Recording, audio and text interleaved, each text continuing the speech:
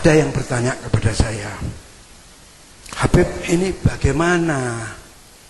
Yang jadi masuk Syiah ini banyak habaib yang masuk Syiah. Betul? Di daerah sini banyak. Kalau ada Al-Kaf masuk Syiah maka dia bukan Al-Kaf lagi. Kalau dia Hinduan masuk Syiah maka dia bukan Hinduan lagi. Kalau ada Asgaf masuk Syiah maka dia bukan Asgaf lagi. Mengapa demikian? Mengapa bukan kami yang mengeluarkan mereka dari habaib, tapi mereka yang mengeluarkan dirinya, bukan kami yang mengeluarkan mereka. Di dalam kitabnya Al-Habib Ali bin Abi Bakar As-Sakran, dalam kitab Al-Barghah Al-Masyigah, ketika beliau menyebutkan sebab hijrahnya Al-Imam Al-Habib Ahmad bin Isa dari Irak ke Hadramut, dikarenakan saat itu di Irak timbul fitnah, dan fitnah yang terbesar saat itu adalah timbulnya aliran Syiah yang memusuhi golongan Ahlus Sunnah wal Jamaah.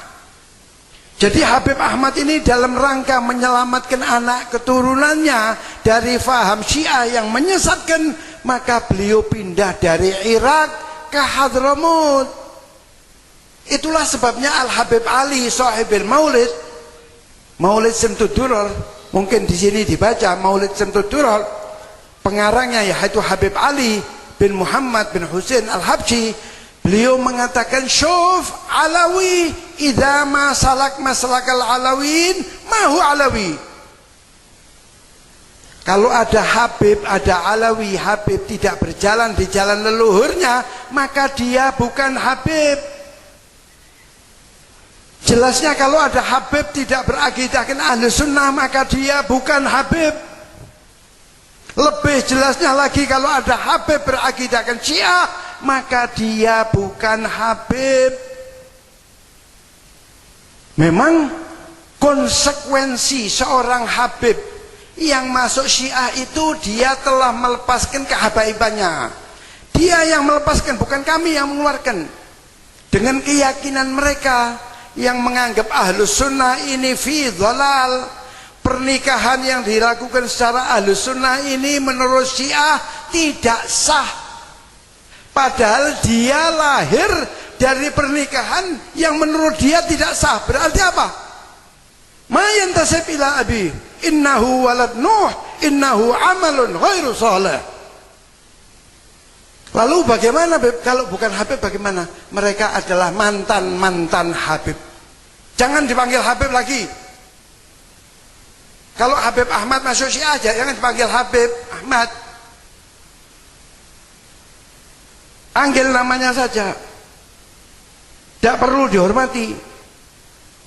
Kita Ahlus Sunnah menghormati Ahlul Bait dan turunannya, selama mereka berjalan di jalan leluhurnya, di jalan mengikuti jalanan datuknya baginda Rasulullah sallallahu alaihi wasallam. Namun apabila dia sudah menyimpang, menjatuhkan nama datuknya, maka tidak perlu lagi dihormati. Jadi kalau ada yang diusir itu, jangan Tajul Muluk saja yang diusir. Habib ini, mantan-mantan Habib ini kalau perlu diusir.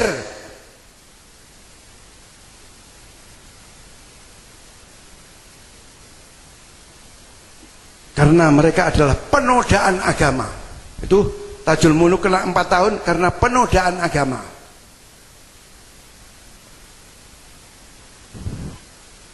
Oh, Habib mereka itu kan mencintai Ahlul Bait. Katanya Ahlus Sunnah itu hanya mencintai Abu Bakar dan Umar dan para sahabat.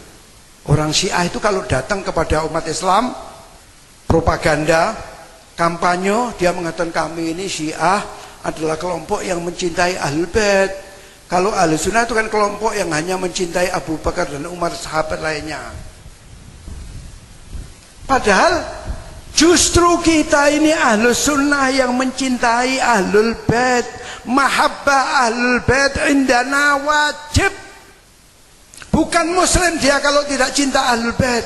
Dan tidak ada yang namanya orang Islam tidak mencintai keluarga Nabi-nya, tidak ada. Bukan muslim dia. Tapi justru mereka inilah yang sepintas lalu seakan-akan mencintai Ahlul Bait. Namun apabila kita kaji ajaran-ajaran mereka, mereka justru mendiskreditkan Ahlul Bait.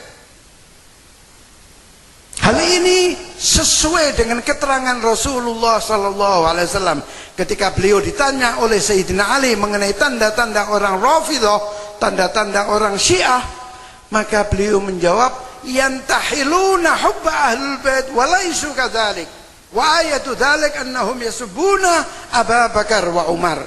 Mereka itu seakan-akan, kata Rasulullah, mereka itu orang Syiah itu seakan-akan mencintai ahlul bait, padahal tidak demikian. Dan tanda-tanda mereka suka mencaci maki Abu Bakar dan Umar. Jadi kita harus paham bahwa yang mencintai Ahlul Bait itu bukan orang Syiah, tapi justru kita. Mahabbah Ahlul Bait indana wajib. Bukan Muslim dia kalau tidak cinta Ahlul Bait.